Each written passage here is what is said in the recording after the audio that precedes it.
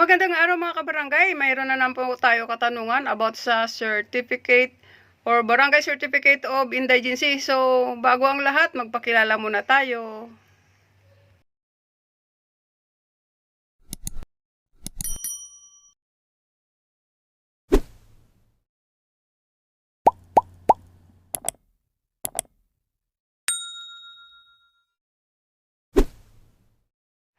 So, ito po yung katanungan sa atin ni si Lina Atara. Si Lina Atara. Hello ma'am, paano po makakuha ng indigency kung hindi rehistrado sa barangay? Yung ibang barangay kasi, hindi magbigay kung hindi ka rehistrado sa barangay nila.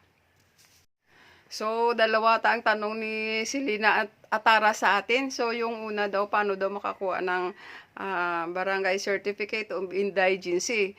Una po,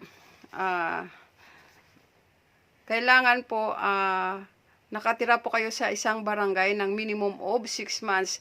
Lagi ko po sinasabi sa akin mga content yan na minimum of 6 months.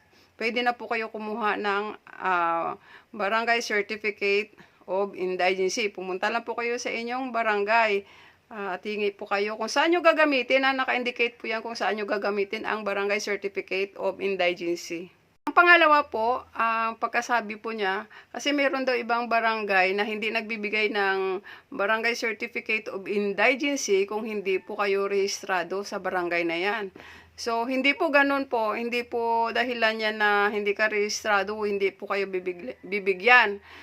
Halimbawa, kung kayo nakatira naman ng minimum of 6 months sa inyong barangay, ay qualified na po kayo humingi ng barangay certificate of indigency.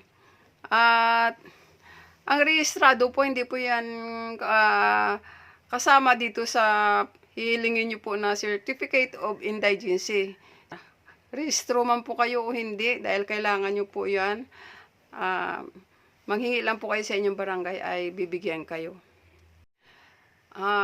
Wag natin isama yung mga, halimbawa, mga rehistrado ka o registered voter ka sa isang barangay.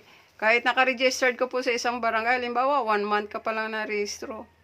At hindi ka naman nakatira ng 6 months, minimum mo 6 months, kahit butante ka pa, nagparehistro ka lang pero hindi ka naman talaga legit na tumira ng minimum of 6 months, talagang hindi po kayo pwede. So, sa mga barangay po na hindi magbibigay ng barangay certificate of indigency, hindi po natin alam kung ano ang dahilan nila, kung bakit hindi po kayo bibigyan. Basta yun lang po yung, yan po yung legit na mga bagay na dapat natin gawin bago tayo kumuha ng certificate of indigency. So, ulitin ko po, minimum of 6 months na nakatira sa barangay. Then, pwede po kayo humingi ng barangay certificate of indigency kung saan po gagamitin yan. Naka-indicate po yan kung sasakit po, mga nganak, or CT scan. Dati ko na po yung ginawa ng content. Gumawa po ako ng panibagong content para dito. So, yan. So, Silina Atara, wala na po kayong dapat mga agam-agam. Basta yun po, isusundin nyo lang po ang tamang patakaran. So, hindi naman po lahat na, na barangay ay fix na ganun po. Meron naman po silang, kanya-kanya naman po policy siguro. Pero yun po yung, yan talaga ang isang regular na requirements bago ka makakuha ng certificate of indigency. So, naman po naintindihan nyo po yung aking paliwanag. Medyo bulol-bulol po kasi meron po akong singaw dito. So, salamat po, hanggang dito na lang po. Patuloy na lang po kayo mag-comment kung ano po yung mga comment nyo.